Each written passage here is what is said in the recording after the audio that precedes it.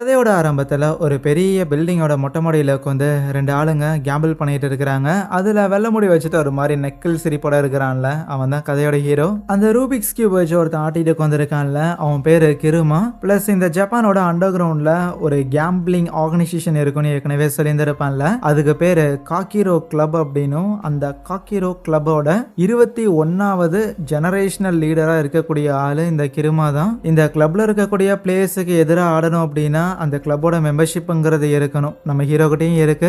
சரி, இப்போ பெட் கட்ட போறானுங்களே, ஏதாவது கார்ட்ஸ் இல்லைன்னா போர்ட்ஸ் கீது எடுத்துட்டு வருவானுங்களா ஆடுறதுக்காகனா, அதுவும் இல்லை. இவனுங்க பெட் கட்ட போறதே அடுத்த 1 மணி நேரத்துல வானத்துல ஒரு ஏர்பிளைன் பறக்குங்கிறது ஹீரோவோட பெட். அப்படி 1 மணி நேரத்துல பறக்கலைன்னா சாக போறது நீதான அந்த கிருமா பெட் கட்டி இருந்திருப்பான். ஒன்ஸ் இவங்க டைமரை ஸ்டார்ட் பண்ண உடனேயுமே அந்த கிருமாவோட சைட்ல இருந்து இன்ஃபர்மேஷனுங்கிறது பாஸ் பண்ணப்படுது. ஜப்பானோட ஏர்லைன்ஸே கம்ப்ளீட்டா அந்த ஏர்லைன்ஸே ஷட் டவுன் பண்ற அளவுக்கான செல்வாக்குங்கிறது இவங்க கிட்ட இருக்கு. இந்த லோக்கல்ல சின்ன சின்ன பிளைன்லாம் வச்சு பறக்க விடுவாங்கல்ல, ஸோ அப்படி ஒரு நபர் கூட அவரோட ஃப்ளைட்டை எடுத்து ரெடி பண்ணி கிளம்பலான்னு இருக்கும்போது ஆளுங்களை அனுப்பி அந்த மாதிரியான நபர்களை கொலை பண்றதுக்கு கூட ஒரு செகண்ட் கூட யோசிக்காத ஒரு ஆளா இருக்கிறாங்க. அப்புறம் என்ன, ஒரு ஏரோப்ளைன் கூட பறந்துருக்காது. 1 மணி நேரமும் முடியுது. கேமோட ரெஃப்ரி யாக்கோன்னு ஒரு நபர் இருப்பாரு. கன்னை எடுத்து அப்படியே நம்ம ஹீரோவை தோத்து போனதுக்காக ஃபயர் பண்ண. ஆனா இன்னும் ஹீரோ அங்க உயிரோட தான் இருக்கிறான். ஏன்னா அவனோட நெஞ்சில தான் அந்த யாக்கோ ஃபயர் பண்ணியிருந்திருப்பான். பாஸ் தான் உன்னை போட்டு தர வேண்டான்னு சொன்னாரு. அதனால இங்கிருந்து தப்பிக்கிறேன்னா அப்போவே தப்பிச்சுப்போ, உயிர் பொழைச்சிக்கோங்கிற மாதிரி உயிர் பிச்சை போட்டிருந்திருப்பானுங்களா. இப்போ அப்படியே நமக்கு சில விஷயங்கள்லாம் காட்டுறாங்க. ஆக்சுவலி இந்த கேம்பிளிங் பண்றது, இந்த ஒரு பர்டிகுலர் ஆர்கனைசேஷன் சூதாட்டம் நடக்கும்போது அந்த சூதாட்டங்கிறது கரெக்டாக தான் நடக்குதா, கேம்ல தோத்ததுக்கு அப்புறம் மேட்ச் ஆரம்பிக்கிறதுக்கு முன்னாடி என்னத்தை பெட் பண்ணானுங்களோ அதை கேம்ல தோத்ததுக்கு அப்புறம் அவனுக்கு கொடுத்துட்டு போய் தான் ஆகணும். அது அவங்க உசுரையே பெட் கட்டி இருந்தாலும் அந்த உசுரை அந்த இடத்துல விட்டுட்டு தான் அவங்க போய் ஆகணும். இந்த ஒரு கேம்பிளிங் பிராக்டிஸை காலங்காலமாக கட்டி காப்பாற்றிட்டு வருதுங்கிறது இந்த காக்கிரோ கிளப் அப்படிங்கிற இந்த ஒரு ஆர்கனைசேஷன் தான். இப்போ மாடர்ன் டேல இப்போதைக்கு யார் யார் அந்த கிளப்போட மெம்பர்ஷிப் வச்சிருந்திருக்காங்களோ அவங்களால மட்டும்தான் அந்த ஆர்கனைசேஷன் கீழே ஆட முடியும். இந்த இன்ட்ரோலாம் போட்டு முடிச்சுட்டு நம்ம ஹீரோ ஷூட் பண்ணப்பட்டதுல இருந்து ஒரு 3 வருஷம் கழிச்சு 2022 வருஷம்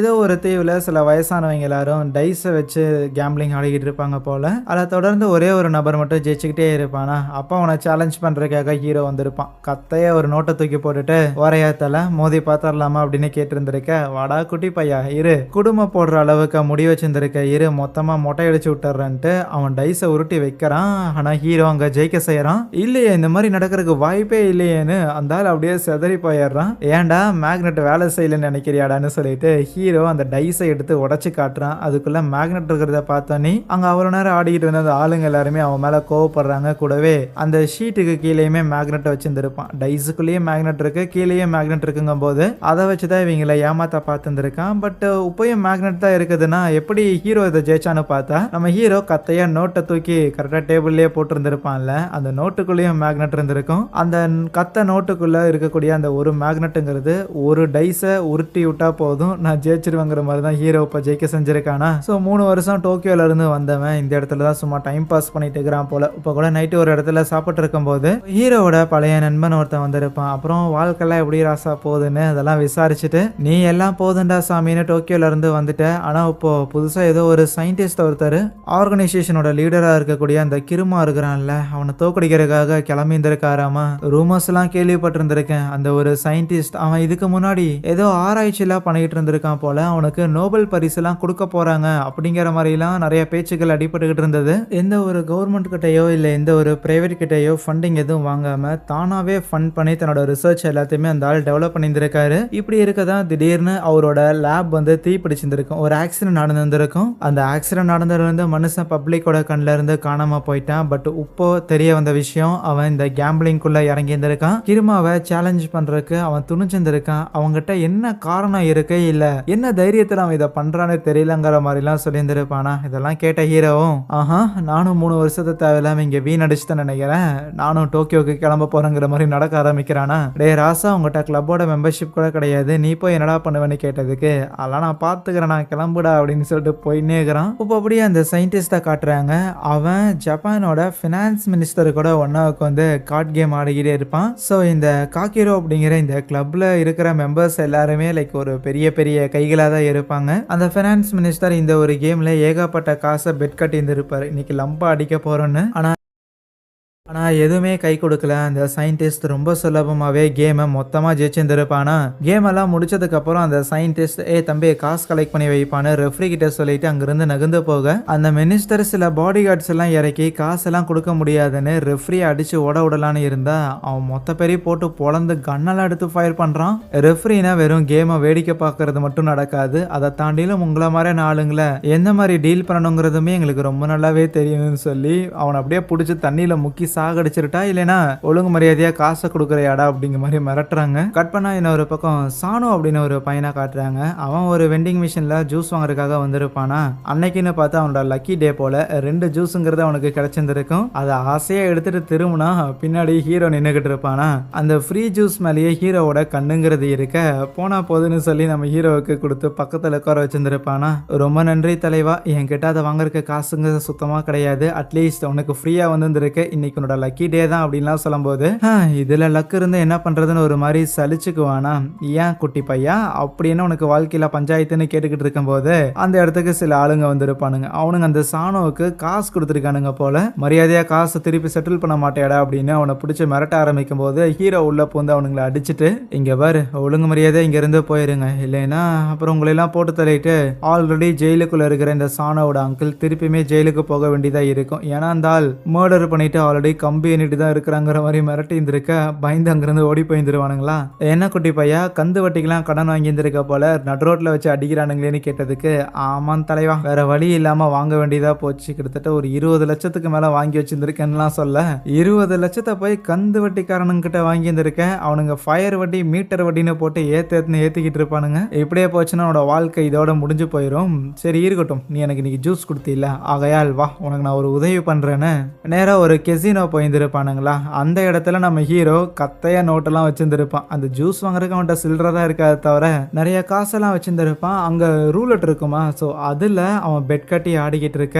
எப்போ போல ஆரம்பிக்கும் போது ஹீரோவும் கம்மியா தான் பெட் பண்ண ஆரம்பிச்சிருந்திருப்பான். அவன் கம்மியா பெட் பண்றங்காட்டியே அவனை தொடர்ந்து இந்த ரூலட்டை ஆட வைக்கிறதுக்காக அங்க இருக்கக்கூடிய அந்த ஸ்டாஃப் அதிகமான காசுங்கிறத ஹீரோவுக்கு கொடுத்துக்கிட்டே இருப்பாங்க. அவன் ஜெயிக்கிற மாதிரி பண்ணிக்கிட்டே இருப்பாங்க. ஒரு பாயிண்ட்டுக்கு மேல ஹீரோ கொஞ்சம் பேராசைப்பட்டு ஏகப்பட்ட காசுங்கிறத பெட் கட்டிடுவானா. ஒரே ஒரு நம்பரை தவிர பெட் கட்டி இருந்திருப்பான். ஆனா இந்த தடவை கரெக்டா அது நம்பர் 9லயே போய் விழுக நம்ம ஹீரோவுக்கு மொத்த காசுமே லாஸ் தான். என்ன இப்படி ஆயிடுச்சு அப்படி ஆயிடுச்சுன்னு சொல்லி ஹீரோ அந்த இடத்துல அப்படியே பயங்கரமா ஷாக் ரியாக்ஷனா கொடுத்துக்கிட்டு இருக்கிறான். இருப்பினும் ஓகே ஒரு நம்பரை தான் நான் விட்டேன், ஆல்ரெடி 9ல விழுந்து இதாயிடுச்சு அப்படின்னா திருப்பியுமே 9 விழுகாதுல்ல, அதுதானே ஒரே மாதிரி திருப்பி நடக்காது தானே, ஆகையால் திருப்பியுமே நான் பெட் கட்டுறேன் அப்படின்னு சொல்லி ஹீரோ மொத்த காசையுமே இந்த தடவை கட்டி இருந்திருப்பான். போன தடவை மாதிரியே இந்த தடவையும் அந்த 9வது நம்பரை விட்டு அவன் பெட் கட்டி இருந்திருக்கேன். அப்புறம் அந்த ரூலட்டையுமே வந்து ஸ்பின் பண்ணி விடுறாங்களா, அது ஸ்பின் ஆகும்போது கொஞ்ச நேரத்துக்கு வேணும்னா திருப்பி மாத்திலாம் பெட் கட்டலாம். அப்படி ஸ்பின் ஆகிக்கிட்டு இருக்க நம்ம ஹீரோ பாக்கெட்ல இருந்து ஒரு சாக்லேட் எடுத்து கடிக்கிறான். அதை கடிச்ச உடனேயுமே அந்த சாணுங்கிற பையன் அப்படின்னா நேரம் வந்துருச்சான்னு சொல்லி அந்த இடத்துல மிச்ச சில காசெல்லாம் இருக்குமா அதையெல்லாம் அப்படியே எடுத்து அந்த நம்பர் 9ல பெட் கட்ட. அப்போ பிளாஷ்பேக் காட்டுறாங்க. ஆக்சுவலி இங்க வரும்போதே நம்ம ஹீரோ சொல்லியிருந்திருப்பான், நான் போய் அந்த ரூலட்டை ஆட போறேன், அதுல நான் நிறைய காசை பெட் கட்டும் போது பர்டிகுலர் ஒரு நம்பரை மட்டும் விட்டு வச்சிருந்திருப்பேன், அந்த ஒரு நம்பர்ல மட்டும் இருக்கிற மொத்த காசு நீ எடுத்து பெட் கட்டணும், நான் அந்த சாக்லேட்டை சாப்பிடும் போது நீ கரெக்டா இதை பண்ணணுங்கிற மாதிரி சொல்லியிருந்திருப்பான். அதே மாதிரி சாணவும் கரெக்டா அதை பண்ணியிருந்திருக்க. அவ்வளவுதான், அடிச்சது ஜாக்பாட். கிட்டத்தட்ட ஒரு 36 லட்சத்துக்கு மேல சம்பாரிச்சிருந்திருப்பானுங்க. இது எல்லாத்தையுமே அந்த கெசினோட ஓனர் சிசிடிவில பாத்துக்கிட்டு இருக்கும் போது பயங்கரமா வெறுப்பாகிறாங்க. அதுல சென்டர்ல ஒரு லேடி இருக்கிறாங்கல்ல, இது ஒரு ராணி மாதிரி பந்தா பண்ணிக்கிட்டு, அவங்க பேரு ரான்கோ பிளஸ் அந்த லேடிக்கு நம்ம ஹீரோவை நல்லாவே தெரியும். யார் அவ்வளோ காசு சம்பாரிச்சது அப்படின்னு ஹீரோ அங்க இருக்கிறத பார்த்துட்டு இவன் தானா அப்படின்னு கொஞ்சம் ரிலாக்ஸ் ஆகுறாங்க. ஒன்ஸ் இவ்வளவு காசு ஜெயிச்சதுக்கு அப்புறம் ஹீரோவும் சானோவும் அங்கிருந்து கிளம்பலான்னு இருக்கும்போது கரெக்டா ரான்கோ வந்து தடுத்துருப்பாங்களா. நீ போடா சின்ன பையா அப்படின்னு சானோவை ஹீரோ அங்கிருந்து அனுப்பி விட்டுருவான். காசையும் கொடுத்து அனுப்பிட்டான் அப்படின்னு இருந்தாலுமே ஸ்டில் நமக்காக உதவி பண்ணியிருக்காரு, நாம மட்டும் ஏன் அவரை தனியா விட்டு வரணும்னு சானோ திருப்பியுமே மேல வரும்போது அப்ப ரான்கோ ஹீரோ கூட ஒரு பெட் கட்டலாம் அப்படிங்கிற மாதிரி இருக்கிறா. இப்ப ஹீரோக்கு பின்னாடி ஒரு லிஃப்ட் இருக்கும். அந்த லிஃப்ட்ல அடுத்தது வருது ஆம்பளையா பொம்பளையாங்கிறத நீ தான் சொல்லணும்னு சொல்லியிருந்திருக்க. லிஃப்ட்டும் ஓபன் ஆகுது. ஆனா ஹீரோ எனக்கு நல்லாவே ஸ்மெல் தெரியுது, பின்னாடியில் இருக்கிறது ஒரு ஆம்பளைங்கிற மாதிரி சொன்னா எல்லாரும் சிரிச்சிடுறாங்க, என்னடே அது பொம்பளைன்னு. பட் ஹீரோ இல்ல, என் கணக்கு என்னைக்குமே தப்பானது இல்லைன்னு மடி பிடிச்சி செக் பண்ணி பாக்குறான். அப்கோர்ஸ் அது ஒரு ஆம்பளையாக இருக்க. அந்த ராங்கோவுமே ஹீரோவை பார்த்து இல்ல சும்மா உன்னோட திறமைகள் எல்லாம் கரெக்டாக தான் இருக்கா இல்லை 3 வருஷத்துக்கு முன்னாடி காணாமல் போயிட்டு மொத்தமாக துரு பிடிச்சி வந்திருக்கியான்னு டெஸ்ட் பண்ணங்கிற மாதிரி சொல்லியிருந்திருப்பாளா. எது என்னவோ இருக்கட்டும்னு அப்புறம் ஹீரோ அந்த சானோவை கூப்பிட்டு வரும்போது இப்போதைக்கு சானோவோட காசு பிரச்சனையை ஹீரோ தீர்த்து வச்சுட்டான்ல, இனிமேல் உனக்கு என்ன ப்ராப்ளமா இருந்தாலும் சொல்லு, நான் உனக்காக சப்போர்ட்டுக்கு வந்து நிற்பேன் அப்படின்னு சொல்லும்போது ஹீரோ சானோவை நம்பல. என்னடா குட்டி பையா, என் கூட இருந்தா காசு சம்பாதிக்க முடியும்னு நினைக்கிறியா? அதெல்லாம் நடக்காது, இருக்கிறத வச்சு வாழப்பாரு அப்படின்னு சொல்லி அமுச்சுட்டு இருந்திருப்பானா. சானோக்கு கடன் அடைக்கிறத தாண்டிலும் அதிகமான காசுங்கிறது இருக்கு. ஆகையால் அந்த காசை வச்சு அந்த ஒரு நாள் முழுக்க பயங்கர லாவிஷா போட்டு செலவு பண்ணியிருந்திருப்பானா. அவ்வளவு செலவு பண்ணி தண்ணி தம்மு கூத்து அப்படின்னு சொல்லி அவ்வளவும் பண்ணிட்டு ஈவினிங்க்கு மேலே அவனுக்கு ஒரு மாதிரி போரிங்காக இருக்கும். ஏன்னா அவன்கிட்ட காசே இல்லாமல் கஷ்டப்படுற ஒரு நிலைமையில ஹீரோ கூட அந்த கசினோவில் கேம் ஆடும்போது அப்போ அவனுக்கு இருந்த ஃபன்னுங்கிறது இப்போ இவ்வளவு காசு இருக்கும்போது இல்லை. இன்னும் சொல்ல போனால் நம்மளோட போரிங்கான ஒரு வாழ்க்கையில் மேபி ஹீரோ கூட இருந்தால் ஜாலியாக இருக்குமோ அப்படின்னு அவன் நினைக்கிறானா. எப்படி இருக்கு அன்னைக்கு ஈவினிங்கு அந்த கெசினோவில் அந்த சயின்டிஸ்ட் இருக்கிறான்ல, அவன் வந்து ஆடிக்கிட்டு இருப்பானா. அவன் வந்து ஆட ஆரம்பிச்சு கொஞ்ச நேரத்திலே ஒரு 50 லட்சத்துக்கு மேலே சுருட்டிட்டான். இதையுமே சிசிடிவில அந்த ரான்கோ பார்க்க செய்யறா. ஆத்தி அங்க இருக்கிற ஸ்டாப்ஸ் ஆட விட்டா மொத்தமா சுருட்டிடுவான்ட்டு அதுக்கப்புறம் அவளே உள்ள இறங்கி கார்டு கேம்லாம் ஆட ஆரம்பிச்சிருப்பாளா. ஆனா அதுலயுமே டோட்டலா ஏகப்பட்ட லாஸ் தான்.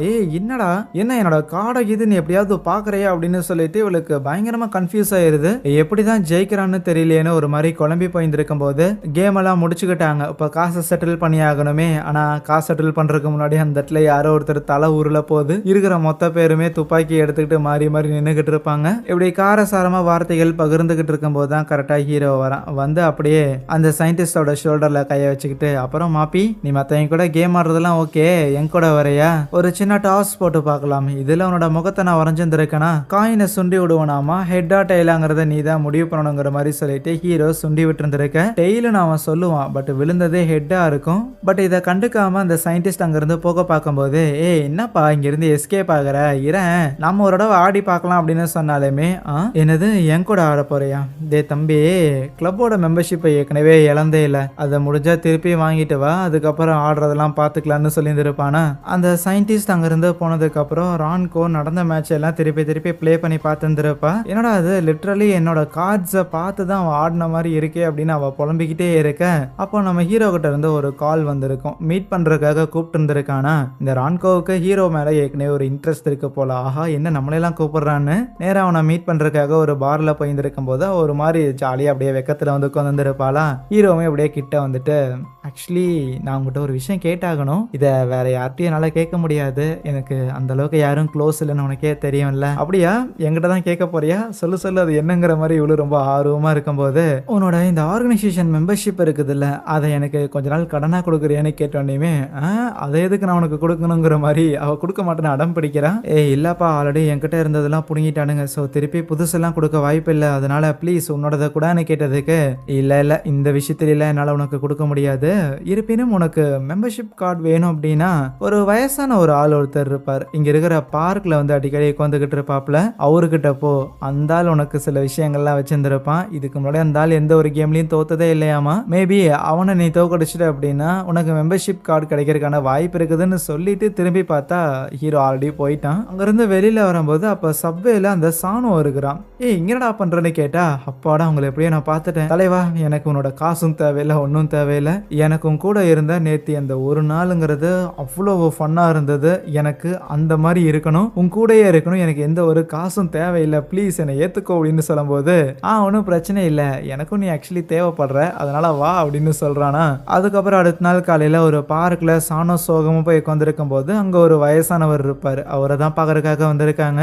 அந்த ஆள் நம்ம சானோ பயங்கர சோகமா இருக்கிறதெல்லாம் பார்த்துட்டு, என்னடா பையா வாழ்க்கையில ரொம்ப கஷ்டமா, என் கூட வரையா, ஒரு கேம்பிள் ஒன்று பண்ணி பார்க்கலான்னு கூப்பிட்டு இருந்திருக்கேன். டக்குன்னு சைட்ல இருந்து வந்த ஹீரோவுமே, ஓகே கேம்பிளா, அதோ வந்துட்டோம் அப்படின்னு சொல்லிட்டு ஒன்னா போயிட்டாங்க. அந்த கிழவனும் ரெண்டு பேரையுமே ஒரு காடு மாதிரி இருக்கிற இடத்துக்கு கூட்டிட்டு போறான். அது ஒரு பிரைவேட் ஃபாரஸ்ட் ஆமா. உங்களோட கால்கள்ல நான் ஒரு டைம் பாம் செட் பண்ணுவேனாமா, 2 மணி நேரம் டைமுங்கிறது இருக்கும். அந்த 2 மணி நேரத்துக்குள்ள இந்த காட்டுக்குள்ள இருக்கிற என்னோட 5 பெட்டுங்க கிட்ட இருக்கக்கூடிய சாவிகளை பயன்படுத்தி நீங்க அந்த ஒரு டைமரை ஸ்டாப் பண்ணலாம். அப்படி ஸ்டாப் பண்ணிட்டீங்க அப்படின்னா உங்களுக்கு 1,00,00,000 பரிசுங்கிறது வழங்கப்படுங்கிற மாதிரி காசு எடுத்து அவன் கண்ணில் காட்டுறானா. ஆனா இதையெல்லாம் கேட்ட ஹீரோ இல்ல எனக்கு இது வேணாங்கிற மாதிரி சொல்லி அங்கிருந்து போக பார்க்க ஏன் வேணாம் ஏன் வேணான்னு கேட்டதுக்கு எனக்கு இந்த 1,00,00,000 காசெல்லாம் வேணாம், அதுக்கு பதிலா உன்னோட கிளப் மெம்பர்ஷிப் இருக்குதுல்ல அதை எனக்கு கொடுக்குறியான்னு கேட்கும்போது அந்த வயசானவர் கொஞ்சம் லைட்டா ஜெர்க் ஆயிடுறாப்புல. என்னடா இது எதை நோக்கி அவன் இங்கே ஆட வந்திருக்கான்னு தெரியலையே அப்படின்னு லைட்டாக பயப்பட, உனக்கு பயமா இருந்தா பரவாயில்ல, நான் ஒன்றும் உன்னை ஃபோர்ஸ்லாம் பண்ணல அப்படின்னு சொல்லி அந்த ஆளோட ஈகோ வேறு ட்ரிகர் பண்ணி விடும்போது, சார் உனக்கு நான் இந்த கிளப் மெம்பர்ஷிப்பையும் தரேன் காசையும் தரேன், முடிஞ்சா ஜெயிச்சு காட்டுன்னு சொல்லிட்டு காலில் அந்த டைம் பாம்பெல்லாம் செட் பண்ணி இறக்கி விட்டு இருந்திருப்பாங்களா. ஆனால் போகிறதுக்கு முன்னாடி இந்த ஒரு கேமுக்கு ரெஃப்ரி ஒருத்தர் இருப்பார். அந்த யாக்கோங்கிற நபர் தான் நம்ம ஹீரோவை ஸ்டார்டிங்கில் ஃபயர் பண்ணான்ல அதே ரெஃப்ரி தான். அவனோட பாக்கெட்டில் உனக்கு ஒரு சின்ன கிஃப்ட் மாமேன்னு சொல்லி ஹீரோ ஒரு பெண்ணை வச்சுட்டு போவானா. அதுக்கப்புறம் காட்டுக்குள்ள 2 பேரும் சும்மா அங்கிட்டு எங்கிட்ட சுத்திக்கிட்டு இருக்கும்போது அப்போ ஒரு நபரை துப்பாக்கி ஏந்தின ஒரு நபரை பாக்குறாங்க. துப்பாக்கியை வச்சுட்டு இந்த காட்டுக்குள்ள இவங்க என்ன பண்றாங்க மேன் அப்படின்னு சானோ ஒரு மாதிரி சில்லாதான் இருப்பானா. ஆனா டக்குன்னு அந்த ஆள் ஃபயர் பண்ணியிருந்திருக்க சானோவோட கன்னத்திலேயே கிழிச்சிருந்திருக்கும். ஆத்தி என்ன ஷூட் பண்றானுங்கன்னா வேகமா அங்கிருந்து தெரிச்சு ஓடுறானுங்க. அதுக்கப்புறம் தான் அவங்களுக்கு புரியுது ரைட்டு அப்ப அவன் பெட் அப்படின்னு சொன்னது ஏதோ நாய் பூனெல்லாம் இல்லை, இந்த மனிதர்கள் கிட்ட தான் கன்னை கொடுத்து வச்சிருந்திருக்கான். இப்போ இதே மாதிரி 5 பேர் இருப்பாங்களா, அவங்க கிட்ட இருந்து எஸ்கேப் ஆகணுமான்னு ஒவ்வொருத்தரையுமே டேக் டவுன் பண்ணுறதுக்காக பதுங்கி பதுங்கி அவங்களுக்கு ட்ராப் எல்லாம் செட் பண்ணி எப்படியோ இருக்கிற ஒரு 5 பேரையும் காலி பண்ணி அவங்க கிட்ட இருக்கிற சாவிகளை எடுத்து இவங்களோட டைம் பாம்பையுமே டீஆக்டிவேட் பண்ணிடுறாங்க. காலி பண்ணுறாங்கன்னா அச்சு போட்டிருப்பாங்க, கொலைலாம் பண்ண மாட்டாங்க. ஆனால் அப்படி இந்த மிஷினை ஹீரோவும் சானோவும் கம்ப்ளீட் பண்ணிட்டாங்கிறது அந்த வயசானவரால் ஏற்றுக்கவே முடியல. இவனுங்க இதுல இருந்து தப்பிக்கவே கூடாது, இவனுங்களை போட்டு தள்ளிடணும்னு சொல்லிட்டு அவன் இன்னொரு ஒரு மிருகத்தை வளர்த்திக்கிட்டு இருந்திருப்பான். போய் அதை இறக்கி விடுறான். அது ஆக்சுவலி அவனோட பையன் தான். ஆனால் ஊசியெல்லாம் போட்டு யோசிக்க முடியாத அளவுக்கு அவனை ஒரு மிருக மாதிரி மாற்றி விட்டுருந்துருப்பான். இப்போ கூட ஒரு இன்ஜெக்ஷனை போட்டு தான் அப்போ கமான் காட்டுக்குள்ளே இருக்கிற அந்த 2 பேரையும் சாகடிச்சிரு அப்படின்னு சொல்லி இறக்கி விட்டுருந்துருப்பானா. அவனோட பேரை மார்க்கோன்னு வச்சுக்கலாம். ப்ளஸ் இப்போ அவன் கொஞ்சம் ஒரு மாதிரி மிருகத்தனமாக தான் நடந்துக்குவானா. அந்த மார்க்கோ நம்ம ஹீரோவையும் சானோவையும் இருக்கிறத பார்த்தோன்னே அப்படியே பயங்கரமாக தாவி தாவியில் அவங்கள பிடிச்சி அடிக்கிறதுக்காகலாம் முயற்சி பண்ணிக்கிட்டு இருக்க. யாராவன்னு சொல்லி அங்கேருந்து எஸ்கேப் ஆகிருப்பானுங்க. தப்பிச்சு ஓடி வரும்போது அங்கே காட்டுக்குள்ளே ஒரு ஷெட்டு மாதிரி இருக்குமா, அங்கே போய் ஒளிஞ்சிருந்திருக்க. இப்போ என்னடா பண்ணுறதுன்னு யோசிக்கும் போது அப்போ நம்ம ஹீரோவோட கண்ணுக்கு அங்கே ஒரு கெமிக்கல் டப்பா இருக்கிறது கண்ணுக்கு தெரியுது. இதை பயன்படுத்தலாமான்னு யோசிக்க அதுக்கப்புறம் வெளியில் வந்து நம்ம ஹீரோ அந்த மார்க்கோக்கு தண்ணி காட்டிக்கிட்டு இருப்பானா. மரத்துக்கு பின்னாடிலாம் போய் ஒளிஞ்சிருக்கும் போது அந்த மார்க்கோ டக்குன்னு நம்ம ஹீரோவை பிடிச்சி தூரம்லாம் தூக்கி எறிகிறான். அப்புறம் ஓரளவுக்கு அந்த மார்க்கோ க்ளோஸில் வந்தோடனே ஹீரோ வச்சிருந்த அந்த கெமிக்கல் பாட்டிலை உடச்சி விட அதில் இருக்கிற கெமிக்கல் அந்த மார்க்கோ மேலே விழுந்தோடனே அவன் அதே இடத்துல அப்படியே தூங்கி போயிடுறான். உசிரே போகிற அளவுக்கான சூழ்நிலைகள் ஏற்பட்டிருந்தாலுமே எப்படியோ கிளவராக அதுலேருந்து எஸ்கேப் ஆன ஹீரோ இப்போ அந்த வயசானவர்கிட்ட போயிட்டு மெம்பர்ஷிப்பையும் பிளஸ் காசையும் கேட்கும்போது அவன் தரமாட்டாங்கிறான். இதுக்கு முன்னாடி வரைக்கும் அவன் தோத்ததே கிடையாதுல்ல. அதையால் தோல்வியை ஏற்றுக்கிற மனப்பான்மையில் அவன் சுத்தமாக இல்லாமல் இருக்கும்போது ரெஃப்ரி தான் அந்த வயசானவனை அடிச்சு ஒழுங்காக காசை கொடுறான்னு சொல்லி ஹீரோக்கு வாங்கி கொடுத்துருக்காங்க. ப்ளஸ் அங்கே தான் இன்னொரு விஷயமும் ரிவீல் ஆகுது. அந்த ரெஃப்ரி கிட்ட நம்ம ஹீரோ ஒரு பெண்ணை வச்சுட்டு போயிருந்திருப்பான்ல பாக்கெட்டில், அந்த பெண்ணுங்கிறது ஒரு பக்கு தான். ஸோ இந்த வயசானவன் என்னென்ன பேசுகிறான் அப்படிங்கிறதுல நம்ம ஹீரோவுக்கு தெரியும். அவன் ஒரு மாதிரி எக்ஸைட் ஆகிட்டு கார்டு ஃபுல்லாக கேமராலாம் வச்சுருந்துருப்பான். நம்ம ஹீரோஸ் எங்கே போகிறாங்க, அந்த கன்னை வச்சு சுற்றிட்டு இருக்கிற அந்த ஆளுங்கள்லாம் நம்ம ஹீரோஸ் எந்த வழியாக வந்து அட்டாக் பண்ணணும் அப்படின்னு அது எல்லாத்தையும் அவன் இன்ஸ்ட்ரக்ட் பண்ணும்போது அதையெல்லாம் ஹீரோ இந்த பக்கு மூலமாக கேட்டிருந்திருப்பான். ஸோ இப்போதைக்கு காசு கிடச்சிருச்சு. ஹீரோ கூடயே தான் இந்த சானோவும் இருக்கிற காரணத்தால் வேணும்னா நீங்களும் எங்களோட கிளப்புக்கு வரையான்னு சொல்லிட்டு நம்ம சானோவுக்கு அவங்க அந்த ரெஃப்ரி ஒரு மெம்பர்ஷிப் மாதிரி தரானா. பட் சானோவுக்கு இல்லை, நான் இது எக்ஸைட்டிங்காக இருக்குன்னு வந்தது என்னமோ உண்மைதான், ஆனால் அதுக்குன்னு கை காலில் பாமெல்லாம் கட்டி விடுற அளவுக்கு இது போகும்னு நான் எதிர்பார்க்கல. அதனால சாமி ஆளை விடுங்கன்னு சொல்லி அங்கிருந்து போயிடுவானா. போனதுங்கிறது ஹீரோவுக்கு கொஞ்சம் வருத்தம் தான். என்னடா இது பார்ட்னராக கூட இருப்பான்னு பார்த்து அப்படி கை விட்டு போறான்னு யோசிக்க அப்போ திடீர்னு ஹீரோ நிற்க முடியாமல் மயங்கி கீழே விழுகிறான். அவனோட இடுப்பில் ஒரு கட்டை இறங்கி இருந்திருக்கும். அந்த மார்க்கு கூட சண்டை போடும்போது அகையால் பயங்கரமாக ப்ளீட் ஆகுது.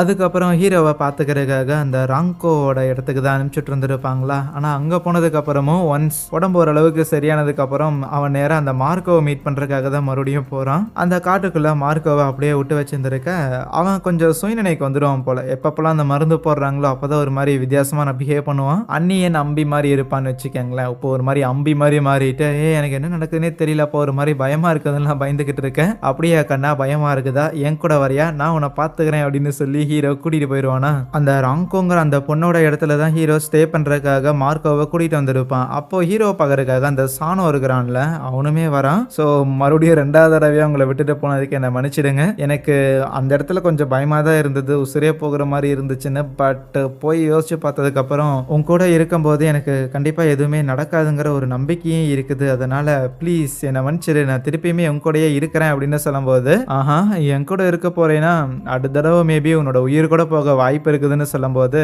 அதெல்லாம் போகாதியா பார்த்துக்கலாம்ங்கிற மாதிரி சொல்றானா.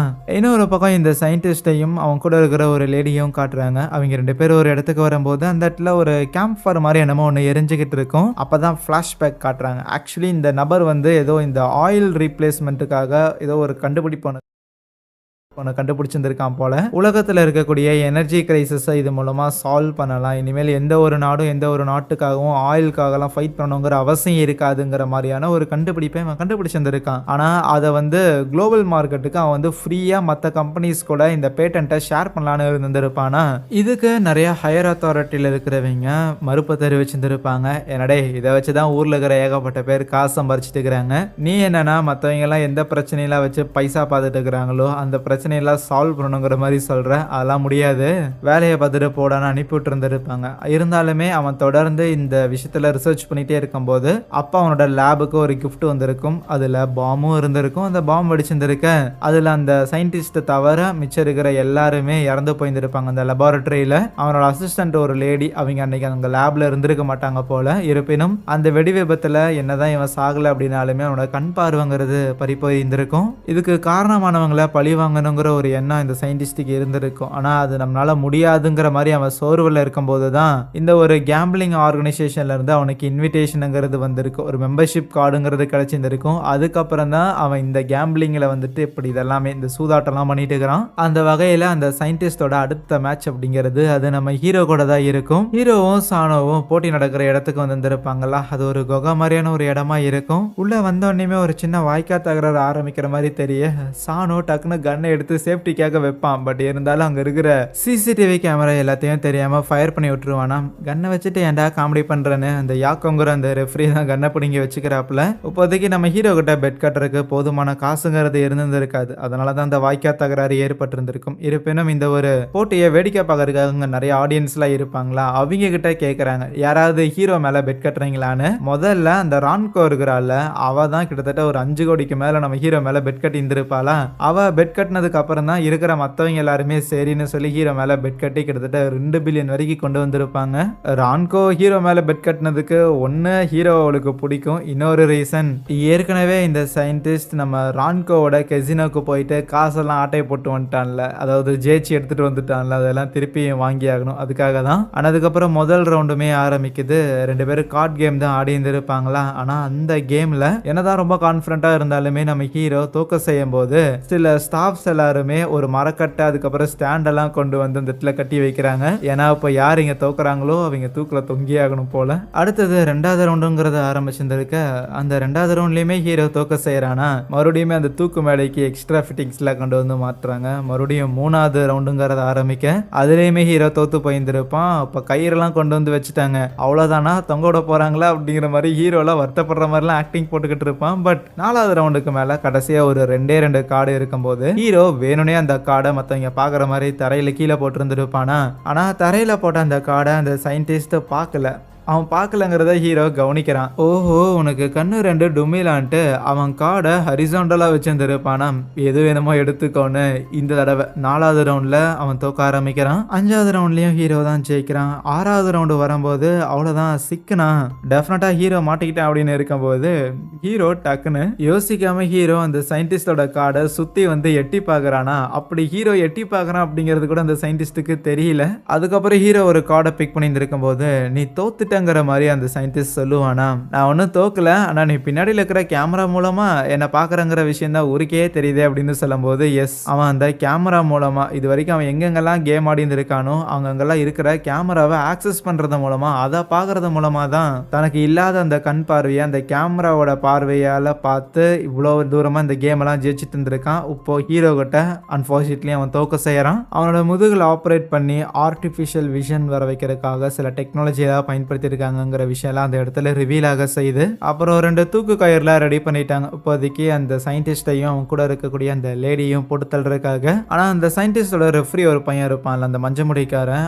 அவன் ஒரு ரெஃப்ரியா தன்னோட கடமையை மீறி அவன் தன்னோட கிளைண்ட்டை பாதுகாக்கணும் அப்படின்னு சொல்லி சண்டை போட வந்திருப்பானா. பட் யாக்கோ தான் இந்த கேமோட ரெஃப்ரியா இருந்திருக்காருல. ஸோ அவரு இந்த கேம்ல என்ன பெட் கட்டி இருந்திருக்காங்களோ அந்த பெட்டுங்கிறது நிறைவேறி ஆகணும். அது சாகிறது தான். அதனால நீ யார கோமாளி தடுக்க வரேன்னு சொல்லி அவனை பிடிச்சி அடிச்சு சாகடிச்சிட்டாங்க. அவ்வளோதான், இதுக்கு மேலே எதுவும் பண்ண முடியாது. எல்லாமே கைமீறி போயிடுச்சுன்னு அந்த சயின்டிஸ்ட்டுக்கும் நல்லாவே தெரியும். அவனுமே கடைசியாக அந்த தூக்கு கயிறில் வந்து அப்படியே தன்னோட மரணத்தை ஏற்றுக்கிறதுக்காக தயாராக இருக்கும்போது ஹீரோவை பார்த்து கேட்குறான், ஆமாம் இப்போ இந்த காக்கிரோ கிளப்போட கரண்ட் லீடராக இருக்கக்கூடிய அந்த ஆளை காலி பண்ணிட்டு அந்த கிருமாங்கிறவனை வந்து தோக்கடிச்சிட்ட அப்படின்னா அடுத்தது நீ இந்த கிளப்போட லீடராக இருப்ப. ஸோ அப்படி எதுக்காக இதுக்கு ஆசைப்படுறேன்னு கேட்டா உலக அமைதிக்காகன்னு ஹீரோ ஒரு பதில் சொல்லியிருந்திருப்பானா. அந்த பதில் அவன் நக்கலுக்காக சொல்லியிருந்திருக்கானா இல்லை உண்மையாலே சொல்றானா இல்லை எதை குறிக்கிறதுக்காக சொல்றான்னு எந்த ஐடியாவும் கிடையாது. பெருசா ஹீரோவை பத்தி எதுவுமே அந்த சயின்டிஸ்டுக்கும் தெரியாது. இருப்பினும் தன்னோட கண்களை காட்டி நானும் உலக அமைதிக்காக தான் ஆசைப்பட்டேன், நிலைமை என்னன்னு பார்த்தேன்னு சொல்லிட்டு கயிறெல்லாம் எடுத்து மாட்டிக்கிறாப்புல அந்த பொண்ணோட கழுத்துலையுமே போட்டு விடுறாங்க. அப்போ அந்த சயின்டிஸ்ட் அவரோட அந்த கிளப் மெம்பர்ஷிப் இருக்கும்ல அதை தூக்கி ஹீரோ கிட்ட கொடுக்குறாரு. இந்தா இதையும் நீ வச்சுக்கோ, எனக்கு சார்பாகவும் கண்டிப்பா இந்த கிளப்போட லீடரா நீ தான் ஆகணுங்கிற மாதிரி சொல்லியிருந்திருக்க. அப்போ ஹீரோவுமே கீழே கிடக்கிற ஒரு போட்டோ ஒன்று பார்க்குறான். அது அந்த சயின்டிஸ்டோட கோட்ல இருந்து விழுந்திருக்கும் போல. அதை எடுத்து அங்க இருக்கிற ஒரு கேமரா கிட்ட இந்தா கடைசியா இதை மட்டும் பார்த்துக்கோ அப்படின்னு காட்டும்போது அது அந்த சயின்டிஸ்டும் அவன் டீம் மெம்பர்ஸும் ஒன்னா எடுத்துக்கிட்ட ஒரு போட்டோவா இருக்கும். இறுதியா அதை பார்த்துக்கிட்டு அப்படியே சந்தோஷமா இறந்து போறான். இந்த சம்பவங்கள் எல்லாம் நடந்து கரெக்டா ஒரு வருஷத்துக்கு அப்புறம் நம்ம ஹீரோ அடுத்தது இன்னொரு போட்டி போடுறதுக்காக கடைசியா எங்க அந்த சயின்டிஸ்ட் கூட போட்டி போட்டானோ அதே குகைக்கு வர வேற யாரு இப்போ கரண்ட் லீடரா இருக்கக்கூடிய அந்த கிருமா இருக்கிறான்ல அவனுக்கு எதிராக போட்டி போடுறதுக்கான வாய்ப்பு கிடைச்சிருந்திருக்கும். கடைசியா அவங்க 2 பேரும் போட்டி போட்டு 4 வருஷம் இருக்கும். ஸோ ஆரம்பிக்கலாமான்னு கேட்க இங்கே இந்த ஒரு படத்தையும் முடிக்கிறாங்க. எனிவேஸ் மக்களே, கண்டிப்பாக இந்த படம் இன்ட்ரெஸ்டிங்காக இருந்திருக்கும்னு நினைக்கிறேன். பிடிச்சிருந்துச்சுன்னா மறக்காம இந்த வீடியோக்கு ஒரு லைக்கை தட்டி விட்டுட்டு இதே மாதிரி இன்னும் இன்ட்ரெஸ்டிங்கான கதைகளை தொடர்ந்து பார்க்கறதுக்காக சேனலையுமே சப்ஸ்கிரைப் பண்ணி வச்சுக்கோங்க. So thank you.